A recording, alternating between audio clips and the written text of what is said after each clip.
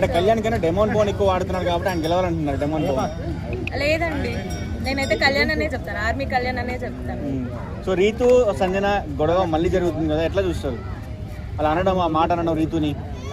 Correct కాదు కదండి. అలా ఒక అమ్మాయి గురించి ఐ మీన్ పబ్లిక్ గా అందరికి తెలుస్తుంది కదా, అక్కడ జరిగిందో లేదో మనకు తెలీదు. జస్ట్ పవన్ కి బాలేదని చెప్పి అక్కడికి వెళ్ళి కూర్చోవడం వల్ల దాన్ని నెగిటివ్ గా క్రియేట్ చేయడం కరెక్ట్ కాదు కదా. 24/7 చూసే వాళ్ళు ఏం చెప్తున్నారంటే ఆమె చెప్పింది కరెక్టే కదా సంజన అన్నది, ఎప్పుడు ఆమె పక్కన వాడి పక్కన కూర్చుంటుంది అంటే అది వాళ్ళ పర్సనల్ అండి. పర్సనల్ తీసుకొచ్చి ఒక అమ్మాయిని నలుగురిలో బ్యాట్ చేయడం కరెక్ట్ కాదు కదా. బిగ్ బాస్ హౌస్ లో పర్సనల్ ఏముందండి అన్ని కెమెరాల మధ్య?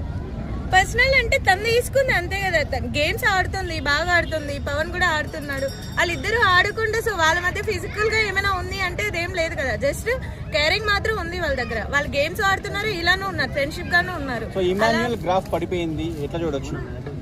ఇప్పటికీ యూనిటీ కోసం పోరాడుతున్నాడు ఇమాన్యుయల్. నేను ఇంకా కెప్టెన్ అవ్వాలని కోరుకుంటున్నాను. గ్రాఫ్ లో first Kalyan, next Tanuja, third one Emmanuel ఉన్నాడు. సో ఎట్లా చూడొచ్చు? ఫస్ట్ లో ఉన్న ఇమాన్యుయల్ థర్డ్ వన్ కి వచ్చాడు. గేమ్ ఆడుతున్నాడా? ఇంకా సేఫ్ గేమే ఆడుతున్నాడు. సేఫ్ గేమే ఆడుతున్నాడు అండి.